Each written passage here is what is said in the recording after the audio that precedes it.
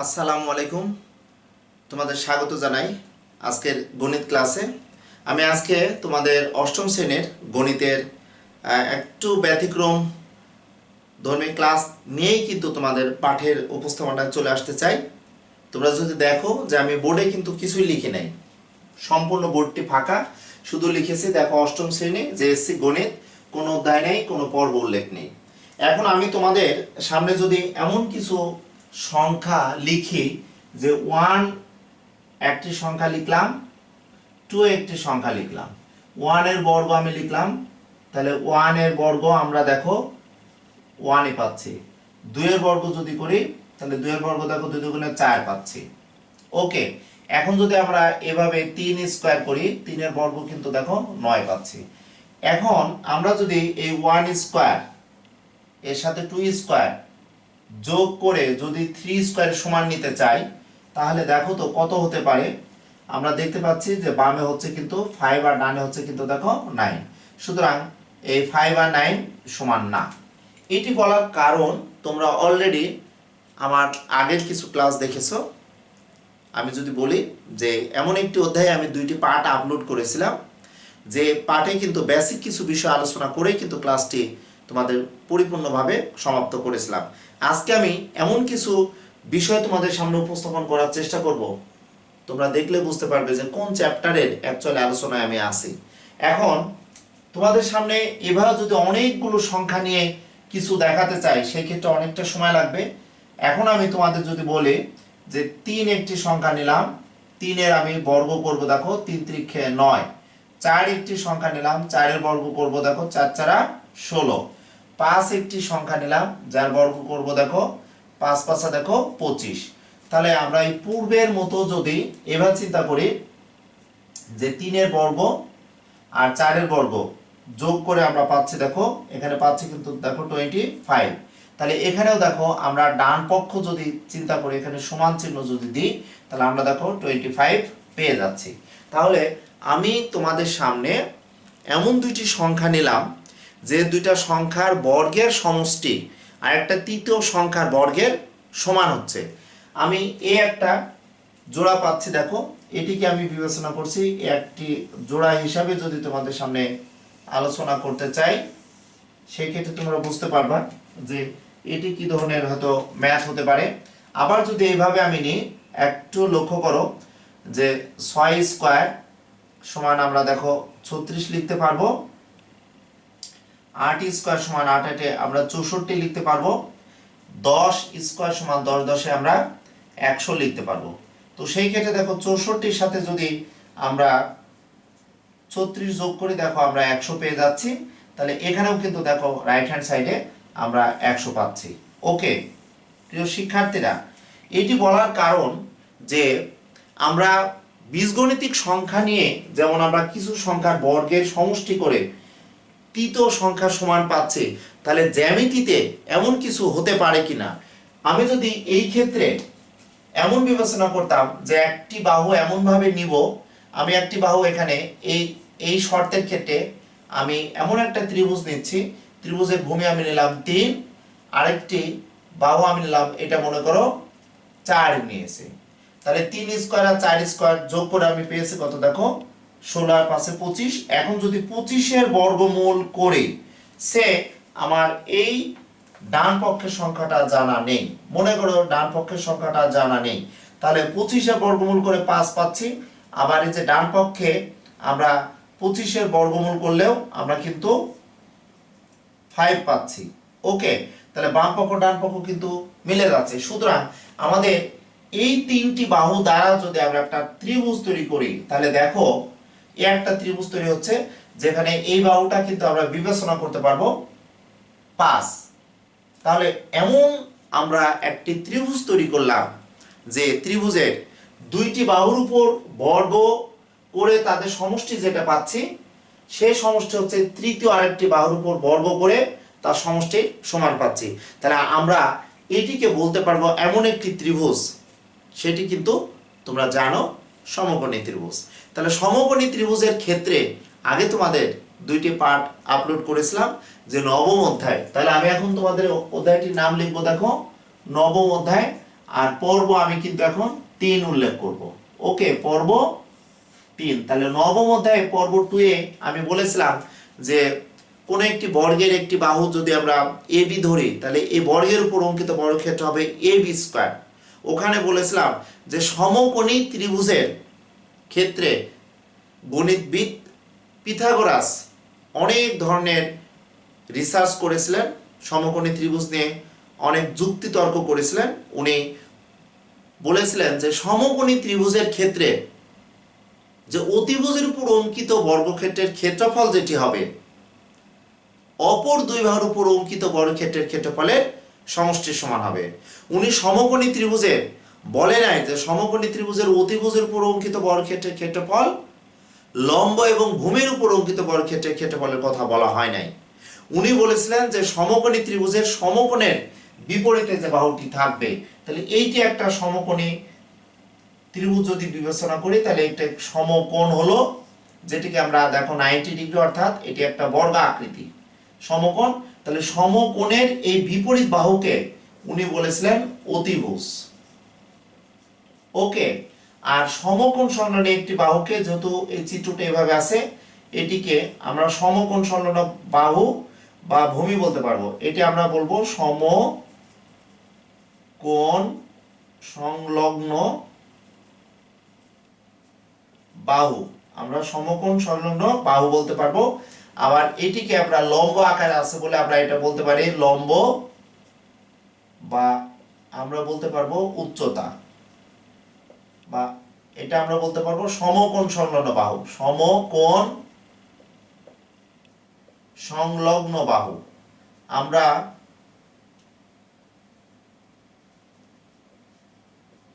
সমকোণ সংলগ্ন বাহু বলতে পারছি। ওকে, সুতরাং পিথাগোরাস উনি এই সিদ্ধান্ত উপনীত হলেন যে সমকোণী ত্রিভুজের অতিভুজের উপর অঙ্কিত বর্গক্ষেত্রের ক্ষেত্রফলটি হবে অপর দুই বাহুর উপর অঙ্কিত বর্গক্ষেত্রের ক্ষেত্রফলের সমষ্টির সমান।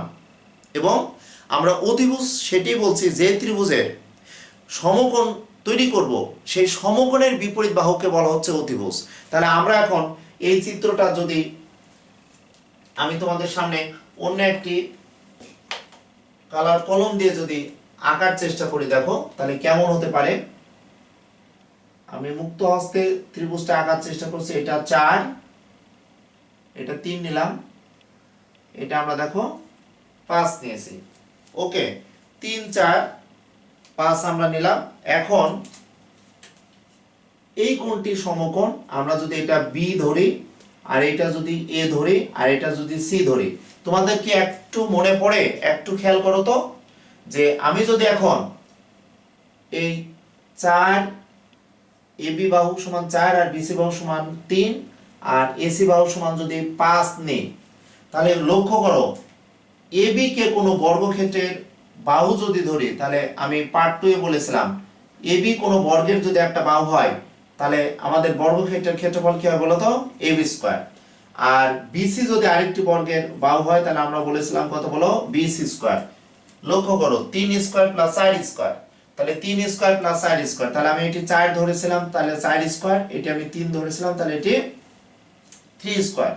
ওকে, দেখো খেয়াল করো, এটা আমি আগের পার্টে পার্ট 2 এ বলেছিলাম A B square K square B square না বলে শুধু বলা যায় A B square, R BC whole square কে শুধু বিসি স্কয়ার বলা যাবে। ওকে, তাহলে দেখো এখানে হচ্ছে কিন্তু 16, এখানে হচ্ছে কিন্তু 9, তাহলে আমরা এটি পাবো কিন্তু দেখো লেফট হ্যান্ড সাইড হিসাবে পাবো কিন্তু 25। আমরা সমীকরণের মতো তৈরি করতে পারবো, যার কারণে আমি এটা বাদ দিচ্ছি। এখন লক্ষ্য করো, তাহলে সমকোণ সংলগ্ন বাহুর উপর অঙ্কিত বর্গক্ষেত্রের ক্ষেত্রফল আমরা কিন্তু এবি স্কয়ার পাচ্ছি। তাহলে এখানে আমরা যদি একটা বর্গ এঁকে নিই,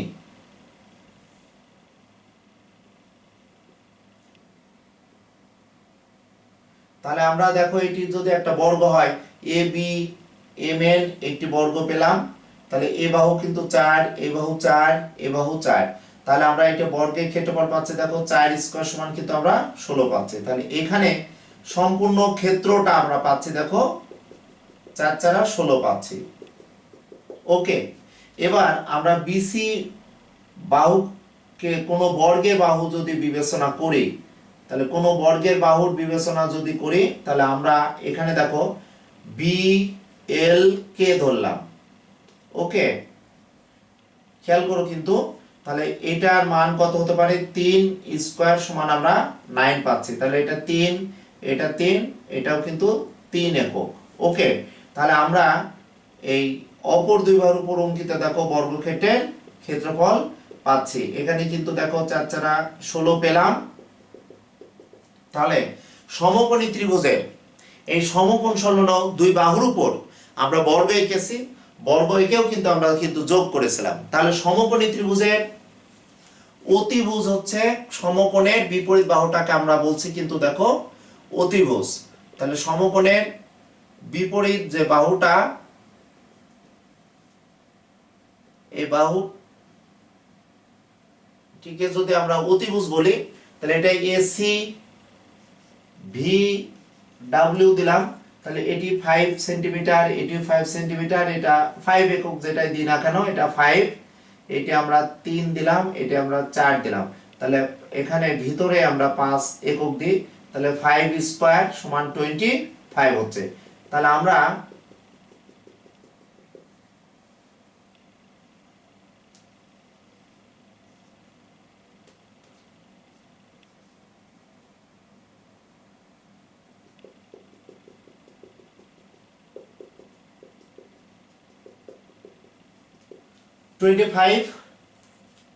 একক যদি পাই তাহলে আমরা এখানে লিখতে পারবো দেখো এ সি স্কয়ার, বা এটা লিখতে পারবো দেখো এ সি হোল স্কয়ার, বা এটার মান আমরা ধরেছিলাম 5 হোল স্কয়ার, বা এটা আমরা পাচ্ছি দেখো 25, এটা সমান কিন্তু আমরা 25 পেলাম।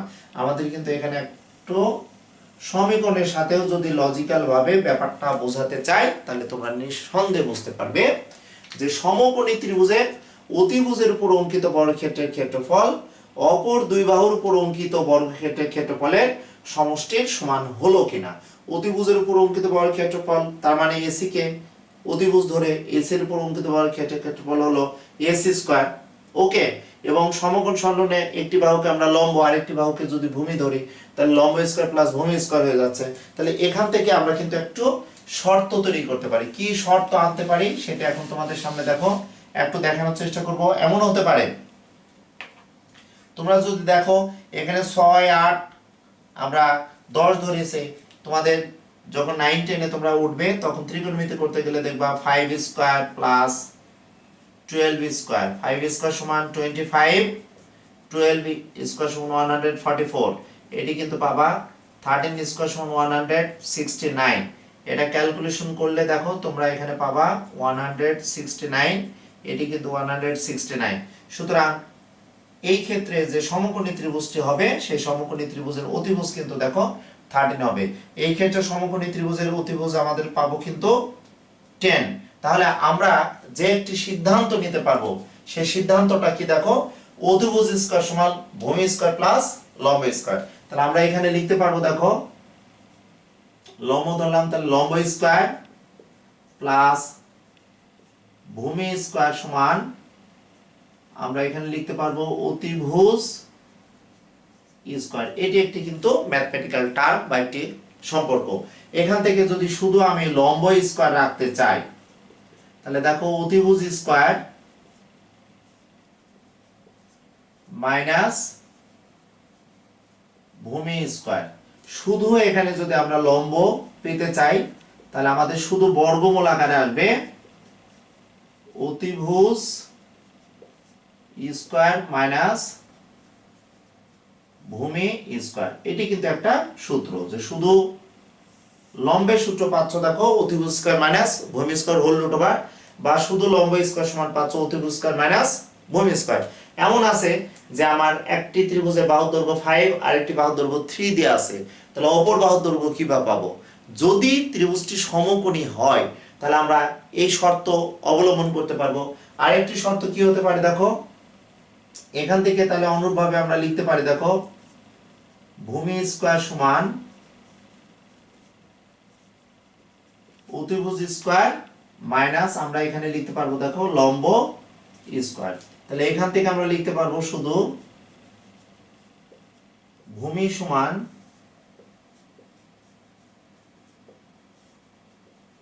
অতিভুজ স্কয়ার মাইনাস লম্ব স্কয়ার, এটাও আমাদের একটা শর্ত যে সমকোণী ত্রিভুজের আমাদের অতিভুজ আর লম্ব দেয়া আছে, আমরা ভূমি কিভাবে নির্ণয় করব।